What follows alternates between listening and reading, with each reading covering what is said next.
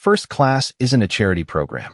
The words landed like a crack across the quiet cabin, loud enough to pull eyes away from glowing screens, holiday movies, and half-finished glasses of sparkling water. Christmas Eve flights were usually filled with a different kind of energy, warmth, anticipation, families heading home. But aboard Aurora Air Flight 221 from New York to Aspen, that feeling vanished in an instant.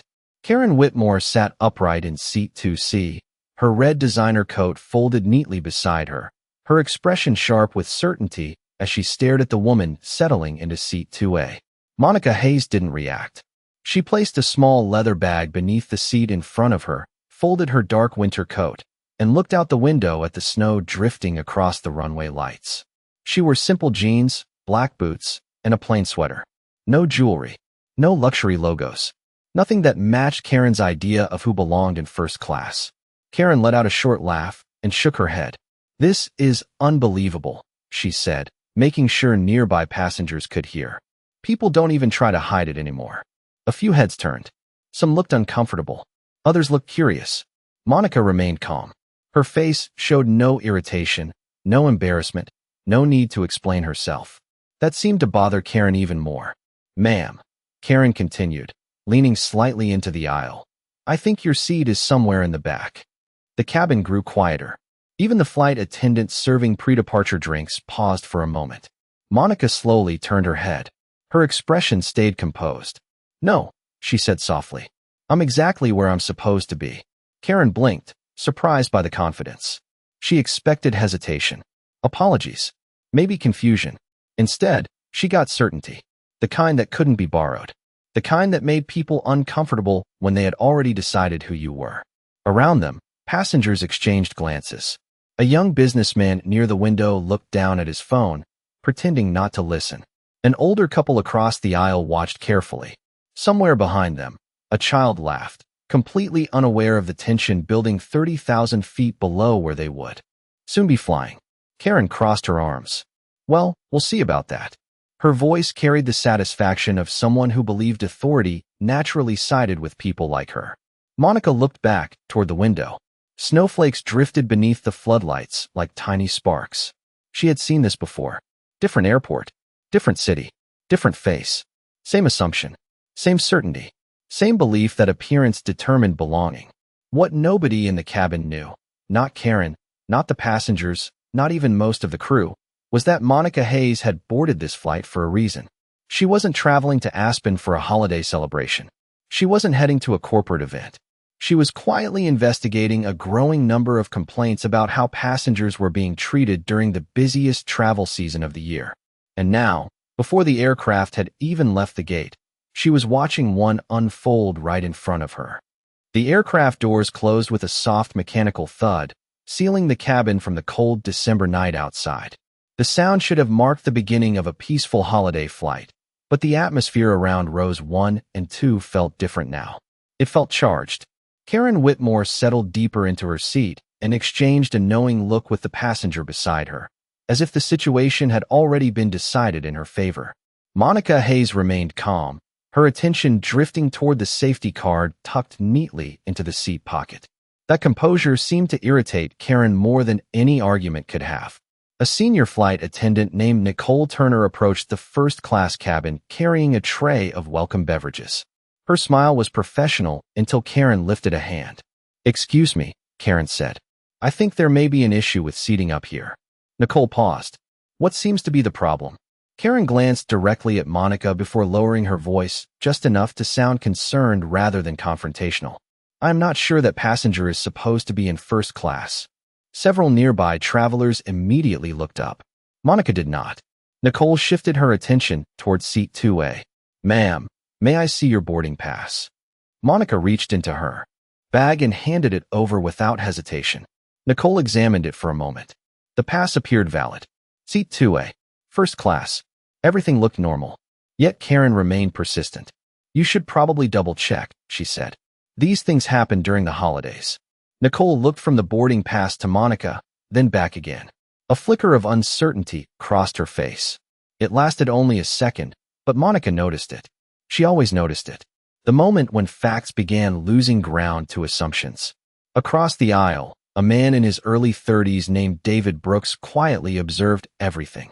He had boarded in Manhattan after finishing a week of business meetings and had spent enough time reading financial magazines to develop an unusual memory for faces. Something about Monica seemed familiar. He could not place it yet, but the confidence in her posture stood out. Most people accused publicly would rush to defend themselves. Monica simply waited. Nicole handed the boarding pass back. Everything appears to be in order. Karen frowned. Are you sure? The question lingered in the air longer than it should have. A few passengers exchanged uncomfortable glances. One elderly woman near the front tightened her grip around a cup of coffee. Another passenger lowered his tablet, openly listening now. Karen crossed her arms. I am just trying to protect the people who actually paid to be here. Silence followed. It spread through the cabin like a cold draft. Nicole looked uncomfortable. David slowly sat forward in his seat. Monica finally turned her head toward Karen. Her expression remained controlled, almost gentle. That is an interesting assumption, she said quietly. Karen opened her mouth to respond, but Monica had already looked away. Outside the window, snow continued drifting across the runway lights. Inside the cabin, the divide between perception and reality was growing wider with every passing minute, and none of the passengers yet understood how significant that gap would soon become. The aircraft finally pushed back from the gate, and the cabin lights dimmed slightly as the safety demonstration began. Yet the tension near the front of the plane only seemed to grow. Karen Whitmore sat rigid in her seat, visibly dissatisfied that her concerns had not produced the outcome she expected. Every few moments her eyes drifted back toward Monica Hayes, as though she could not accept the idea that the woman in seat 2A belonged there. The flight attendants completed their preparations and moved through the cabin with practiced efficiency, but Karen was not finished. The moment Nicole Turner passed by again, Karen pressed the call button above her seat. The soft chime echoed through the first-class section. Nicole approached with a polite smile. Is there anything else I can help you with? Karen lowered her voice, though not enough to prevent nearby passengers from hearing. I think someone should verify her credentials again. Nicole hesitated. Ma'am, her boarding pass was valid. Karen leaned back confidently. Valid documents do not always tell the whole story. The comment drew another uncomfortable silence from the surrounding rows. Across the aisle, David Brooks continued watching. The more he studied Monica's face, the stronger the feeling became. He had definitely seen her somewhere before. The question was where. Monica remained calm, her attention fixed on a tablet resting on her lap. She scrolled through several pages, occasionally making notes. She looked less like a passenger and more like someone evaluating something. Someone collecting information. Karen noticed it too. What exactly are you doing? She asked. Monica glanced up. Reading. Karen laughed softly. That is not what it looks like. Several passengers shifted in their seats. The atmosphere now felt less like a holiday flight and more like a public trial with no judge and no evidence. A younger flight attendant named Emily Parker emerged from the galley carrying beverage menus. She immediately sensed the tension. Everything okay here? She asked. Before Nicole could answer, Karen spoke first. We are just trying to make sure the right people are sitting in the right places. Emily frowned slightly. The wording struck her as odd. Monica looked at her and offered a small smile. Everything is fine. Yet Karen was already building momentum. You. No, she continued, addressing no one in particular. These premium cabins cost thousands of dollars during Christmas week. Some people spend years saving for experiences like this. The implication hung in the air. Several passengers looked away. Others stared directly at Karen. David finally spoke for the first time. She has a valid seat assignment. Karen turned toward him. That is not the point. David raised an eyebrow. Then what is the point? Karen opened her mouth, but paused. For the first time, uncertainty flickered across her face. Meanwhile, Monica quietly observed the entire exchange. Every reaction, every assumption, every choice. Outside the aircraft, darkness covered the snow-covered landscape below. Inside the cabin, another kind of storm was taking shape. And while Karen believed she was defending standards, she had no idea she was slowly becoming the very reason Monica had boarded this flight in the first place. The aircraft reached cruising altitude and the seatbelt signs switched off with a soft chime, but the tension in first class remained firmly fastened in place. Flight attendants moved through the cabin serving drinks and warm towels, trying to restore a sense of comfort. Yet the attention of several passengers kept drifting back toward rows 2 and 3. Karen Whitmore seemed unwilling to let the matter go. The more Monica Hayes ignored the comments, the more determined Karen became to prove she was right. Some people think confidence can replace credentials, Karen remarked loudly while accepting a glass of sparkling water. The statement was directed at no one and everyone at the same time. Monica continued reviewing information on her tablet. Her calm presence seemed almost immovable, like an anchor resting at the bottom of a stormy sea. Across the aisle, David Brooks finally pulled out his phone. He opened several business articles, scrolling rapidly through photographs and executive profiles. Something about Monica's face continued to tug at his memory. A few rows behind them, Emily Parker noticed the growing discomfort among nearby passengers. She leaned toward Nicole and quietly asked, "Has that passenger actually done anything wrong?" Nicole glanced toward Monica. "No, not at all." Emily looked confused. "Then why does it feel like she is being treated as if she has?" Nicole did not answer. Sometimes silence revealed more than words. Karen pressed her call button again. The chime sounded sharper this time. Nicole approached with visible reluctance. "Yes, ma'am." Karen folded her arms. "I would like to speak with the lead attendant." Nicole blinked. "May I ask why?" Karen lowered her voice slightly. "Because I am concerned about passenger standards in this cabin." Several nearby travelers exchanged looks. One man shook his head and returned to his book. An older woman near the window sighed audibly. The atmosphere was beginning to shift. People who had initially remained neutral were starting to recognize what was happening. Monica finally closed her tablet and looked toward the cabin's ceiling for a moment. She appeared thoughtful rather than upset. In reality, she was observing exactly what she had come to observe. Every complaint Aurora Air had received during the holiday season suddenly felt less abstract. Every report, every story, every passenger who said they felt judged before they were even greeted. The evidence was sitting a few feet away. Karen leaned forward again.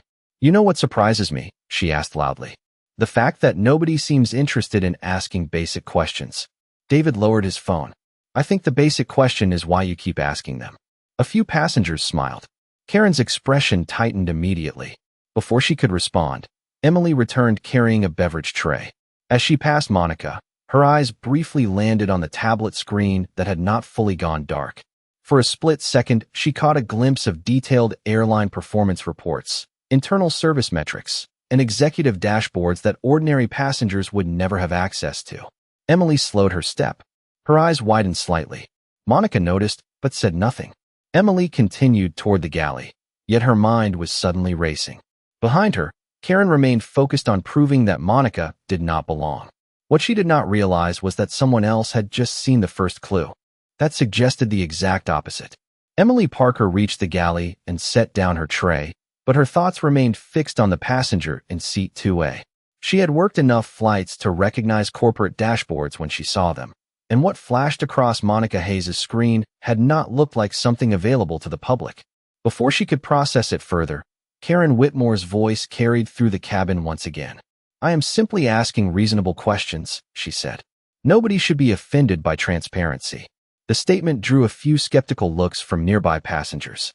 Transparency was not what they had witnessed for the last hour.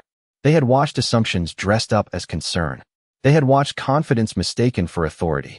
Monica remained composed, but something in Karen's latest comment stirred an old memory. 20 years earlier, another Christmas, another airport, another winter storm. Monica had been 25 years old, standing beside her mother at a crowded departure gate in Chicago. They both carried valid tickets. They both arrived on time. Yet a gate agent had looked past the paperwork and focused on appearances instead. Monica still remembered the expression, the quick judgment, the certainty. She remembered watching other passengers board without questions while she and her mother were asked to step aside for additional verification. The process took only minutes, but the feeling lasted years. Her mother never raised her voice. She simply squeezed Monica's hand and whispered something she would never forget. "Do not let their assumptions become your identity." That lesson had followed Monica through every stage of her career. Through boardrooms, through acquisitions, through moments when people saw her skin color before they saw her accomplishments. Back in the present, The cabin lights glowed softly above the passengers while snow-covered mountains drifted far below. Karen shifted in her seat and looked toward Nicole Turner again. I still think somebody should verify who she is. Nicole's patience was beginning to wear thin. Ma'am, there is no reason to do that. Karen leaned back with visible frustration. Then, perhaps there should be. The comment landed poorly. Even passengers who had remained neutral were beginning to distance themselves from her argument. Across the aisle, David Brooks suddenly froze while looking at his phone. A photograph filled his screen. An executive profile. A major business publication. His eyes moved from the image to Monica, then back again. His pulse quickened. He was not completely certain yet, but the resemblance was impossible to ignore. Meanwhile, Monica quietly opened her tablet again and typed a brief note into a secure report. Her expression never changed. Every minute of the flight was becoming part of a larger picture. Every interaction, every decision, every choice people made when they believed nobody important was watching. Emily glanced toward the front cabin once more. The pieces were beginning to move into place. Karen believed she was winning. Monica appeared unbothered. David was uncovering something significant. And somewhere beyond the cabin walls, a truth much larger than anyone realized was steadily approaching. The flight continued west through the winter night, while most passengers settled into the rhythm of the journey, but the tension in first class refused to fade. Monica Hayes sat quietly beside the window, the reflection of cabin lights moving across the glass as she reviewed one final page on her tablet. Then, without any sign of frustration or urgency, she picked up her phone and sent a short message. That was all. No dramatic speech. No visible reaction. Just a message. Hundreds of miles away, Rachel Bennett, Monica's executive assistant, saw the notification appear on her screen. She immediately understood its meaning. The subject line contained only 2 words, Evergreen Protocol. Rachel straightened in her chair and opened a secure communication channel. Within minutes, senior operations personnel began receiving alerts. Customer experience reports, service complaints, and flight records connected to the holiday travel season were pulled into a live review session. Nobody on the aircraft knew it was happening. Nobody except Monica. Back in the cabin, Karen Whitmore remained convinced that persistence would eventually prove her right. I still cannot believe nobody is questioning this, she said while glancing around the cabin for support. This time, very few people responded. The mood had shifted. The passengers who once listened politely were beginning to grow tired of the accusations. David Brooks looked up from his phone again. The article he had found was now open in front of him. A photograph. A biography. A feature story about one of the most influential airline executives in the country. He compared the image to the woman sitting across the aisle. The resemblance was undeniable. His eyes widened slightly. Emily Parker returned from the galley carrying fresh beverages. As she approached Monica's row, she noticed the phone resting briefly on Monica's tray table. A secure corporate notification flashed across the screen before disappearing. Emily caught only a glimpse, but it was enough. She saw the Aurora executive seal. Her heartbeat quickened. Monica calmly placed the phone away and thanked her for the drink. Nothing about her tone suggested superiority. If anything, she seemed unusually attentive, as though every interaction mattered. Karen noticed the exchange immediately. Interesting, she said. Now everyone is acting like she is some kind of VIP. Nobody answered. The silence felt different now. It was no longer uncertainty. It was observation. People were watching Karen instead of Monica. The realization seemed to make her uncomfortable. David looked toward Monica again, then back to the article, then back to Monica. Finally, he leaned forward slightly. Excuse me, he said carefully. Monica turned her head. Yes. David hesitated. Have we met before? A faint smile appeared on Monica's face. I do not believe so. David nodded slowly, but his suspicion only grew stronger. Nearby, Emily remained frozen for a moment as pieces connected inside her mind. The reports, the executive dashboard, the corporate seal, the confidence, the calm. Suddenly none of it looked accidental. Meanwhile, thousands of feet above the snow-covered mountains below, the quiet protocol Monica had activated continued moving through company systems like an invisible current. Karen thought she was winning an argument. Monica was conducting an investigation.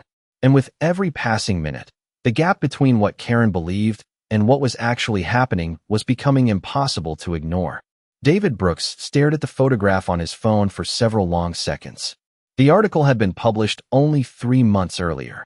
It featured one of the most respected leaders in commercial aviation, a woman credited with transforming customer satisfaction across an entire airline network. He looked up again. Same eyes, same posture, same calm presence. His pulse quickened. Suddenly, every moment from the flight made sense. The confidence, the silence, the complete lack of concern when accusations were thrown her way. Monica Hayes was not acting like someone worried about belonging in first class. She was acting like someone who belonged everywhere she went. David lowered his phone and leaned slightly closer. "I know who you are," he said quietly. The words were not loud, but they seemed to travel farther than expected. Monica turned toward him. For a brief moment, neither spoke. Then Monica offered a polite smile. "Do you?" David nodded slowly. "I think so." Karen Whitmore immediately looked over. "What exactly is that supposed to mean?" David ignored her. His attention remained fixed on Monica. Across the aisle, Emily Parker had stopped pretending she was not listening. Her earlier observations now aligned perfectly with David's reaction. The executive dashboards, the secure communications, the corporate access. The pieces were finally forming a complete picture. Karen shifted uncomfortably. For the first time since boarding, uncertainty appeared in her expression. "You are not seriously suggesting she is somebody important," she said. David glanced toward her. "I am suggesting you may not know as much as you think you do." The cabin grew quiet again. Even passengers several rows away seemed aware that something significant was unfolding. Monica remained composed. She neither confirmed nor denied anything. She simply folded her hands and waited. The restraint only made the mystery larger. Emily finally stepped forward from the galley area. "Excuse me, ma'am," she said carefully. Monica looked up. "Yes." Emily hesitated. "Earlier, I noticed some information on your tablet." Karen immediately rolled her eyes. "Oh, here we go." Emily ignored the interruption. It looked like internal company reporting systems. Monica held her gaze for a moment before answering. "You are very observant." Emily felt her stomach tighten. That was not a denial. David looked back at the article and read the name once more. Monica Hayes, Chief Executive Officer, Industry Leader, Public Face of Aurora Air's Transformation. Suddenly he understood why the face seemed familiar. He had seen interviews, business conferences, magazine covers. Meanwhile, Karen sat frozen between disbelief and stubbornness. She wanted to dismiss what she was hearing, yet every new detail pushed her further from certainty. The atmosphere inside first class had completely reversed. Earlier, passengers questioned Monica. Now they were questioning Karen. Monica looked out the window once more as distant city lights appeared below the aircraft. The destination was approaching. So was the truth. And although nobody had announced it yet, more and more people in the cabin were beginning to realize that the woman Karen spent the entire flight trying to discredit might be the most important person on the airplane. The aircraft began its descent into Aspen as the cabin lights softened and passengers prepared for landing. Outside the windows, the Rocky Mountains stretched beneath a blanket of snow illuminated by moonlight. Inside first class, an entirely different landscape was shifting. The uncertainty that had surrounded Monica Hayes for most of the flight was disappearing. In its place came recognition. Emily Parker stood near the galley reviewing arrival procedures when her company tablet vibrated. She glanced down and immediately froze. A priority notification had appeared across the screen. Executive Arrival Coordination. Passenger, Monica Hayes. Her eyes widened. The message included instructions reserved for only the highest levels of corporate leadership. Emily looked toward seat 2A and felt her stomach drop. David Brooks noticed her reaction. Immediately, he did not need further confirmation. He already knew. Across the aisle, Karen Whitmore continued sitting in uneasy silence. She could sense the mood around her changing, but she still clung to the belief that someone would eventually validate her concerns. Then the cockpit door opened. Captain Michael Reynolds stepped into the first-class cabin. Several passengers looked up, surprised to see the pilot appear before landing. His expression was professional, but there was something else beneath it. Recognition. Respect. He walked directly toward Monica's seat. The cabin seemed to hold its breath. Karen watched closely. So did everyone else. Captain Reynolds stopped beside Monica and smiled warmly. "Good evening, Ms. Hayes." I wanted to personally welcome you aboard and thank you for flying with us tonight. Silence swept through the cabin. It was immediate and absolute. Karen's face lost all color. David lowered his phone. Emily stood motionless. Several passengers exchanged stunned looks. Monica looked up from her seat and returned the smile. Thank you, Captain. It has been a very informative flight. The words were calm, but their meaning landed with the force of truth. Captain Reynolds nodded. The operations team has already been notified. They will be meeting with you upon arrival. Monica thanked him again. The captain moved back toward the cockpit, leaving behind a cabin that felt entirely different from the one he had entered. Nobody was looking at Monica with suspicion anymore. They were looking at her with understanding. Karen swallowed hard. You own the airline? She asked quietly. Monica turned toward her for the first time in several minutes. Her expression remained composed. I lead the company, yes. Karen stared at her, searching for some way to undo the last several hours. There was none. Every comment, every assumption, every accusation remained hanging in the air between them. Monica's voice stayed measured. You spent this entire flight questioning whether I belonged in a seat on an airline I helped build. Nobody spoke. Nobody needed to. The truth had arrived before the aircraft ever touched the ground. And for the first time since boarding, Karen Whitmore had nothing left to say. The wheels touched the runway with a gentle bump, and the aircraft rolled through the snowy Colorado night beneath rows of blue taxiway lights. Nobody in first class seemed eager to stand. The usual rush to retrieve bags and check phones had been replaced by something quieter. Reflection. The soft hum of the engines and the rhythmic vibration of the aircraft moving toward the gate seemed to amplify the silence rather than break it. Karen Whitmore remained seated, staring at the seatback in front of her.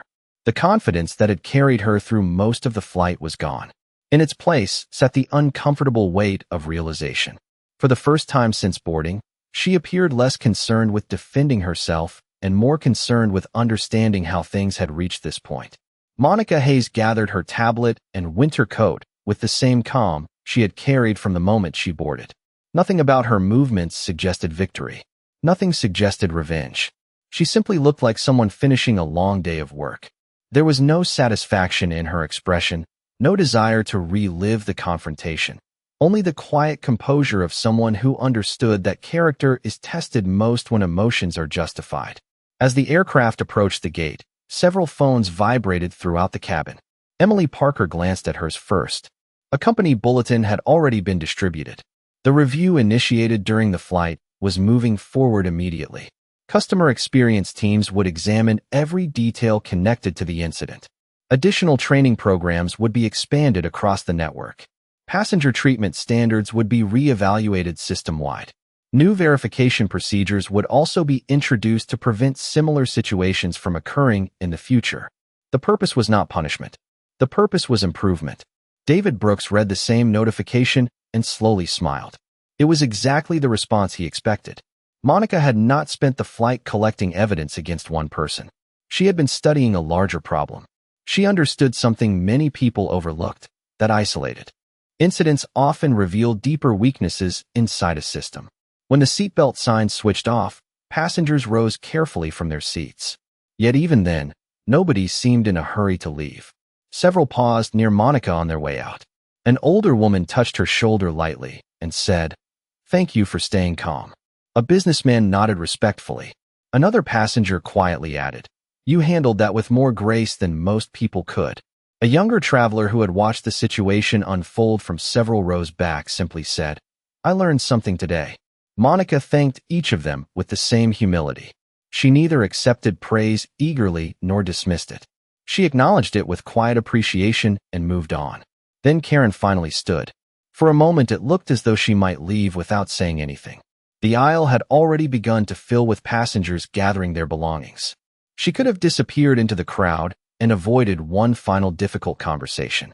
Instead, she stopped beside seat 2A. The cabin around them grew still. Even those preparing to exit slowed slightly, sensing the importance of the moment. "I was wrong," Karen said softly. The words sounded difficult but sincere. Monica looked at her. "About what?" Karen lowered her eyes. "About you. About everything." Her voice carried none of the certainty it once had. Several seconds passed. Monica's expression never hardened. The problem was never that you did not know who I was, she said. The problem was how you treated someone you believed was not important. Karen nodded slowly. There was no argument left. No defense. Only understanding.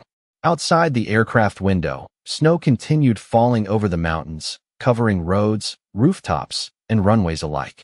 The white blanket spreading across the landscape seemed almost symbolic, softening the sharp edges of the day while leaving its lessons untouched. Monica stepped into the aisle and picked up her bag. As passengers began filing toward the exit, she paused one final time. Character is revealed by how we treat strangers, she said quietly, especially when we believe there is nothing to gain. No one answered because no one needed to. The lesson had already landed. It had landed more effectively than any lecture, policy manual, or corporate training session ever could.